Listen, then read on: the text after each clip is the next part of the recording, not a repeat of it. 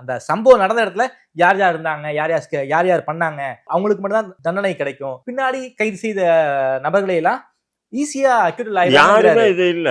இப்போ வந்து நம்ம இந்த பொற்கொடி, அந்த அஞ்சலை இவங்கலாம் ஈஸியா அக்யூட்டல் ஆயிடுவாங்க. யாருக்குமே தண்டனை கிடைக்காது. அந்த கொலை செஞ்சவங்களுக்கு கூட கீழ் நீதிமன்றம், அமர்வு நீதிமன்றம் வேணா தண்டிக்குமே தவிர உயர் நீதிமன்றத்துக்கு தள்ளுபடி இருக்கலாம். மேபி உச்ச நீதிமன்றம் வழக்கு தள்ளுபடி ஆயிடும்.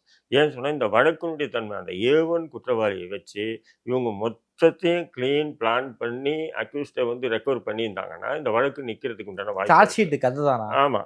இப்போ இவங்க என்ன பண்ணிட்டாங்கன்னா அந்த மாதிரி எல்லாம் பண்ணல. ஏன்னா ஏதோ ஒரு பின்னாடி இருந்து ஒரு பெரும் சக்தி இயக்குது. அதை விடு, இதை விட்டுடு, அவனை தூக்கி இதுல போடு, இவனை தூக்கி இதை போடு.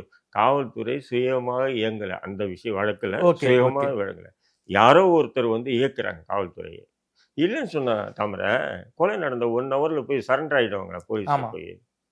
அதுவும் எவ்வளவு பெரிய ஒரு ஆளுமைன்றது தெரியும். ஏன்னா நம்ம போய் சரண்டர்னா நம்ம தோளோட பிச்சு எடுத்துரும் போலீஸ்ன்னு பயம் இருக்குமா இல்லையா? குறைஞ்சபட்சம் ஒரு 2-3 நாள் எங்கன்னா தலைமுறை ஆயிட்டு அதுக்கப்புறம் எங்கன்னா நீதிமன்றத்துல சரண்டர் ஆவாங்களே தவிர வந்து போலீஸ் ஸ்டேஷன்ல யாரும் சரண்டர் ஆக மாட்டாங்க.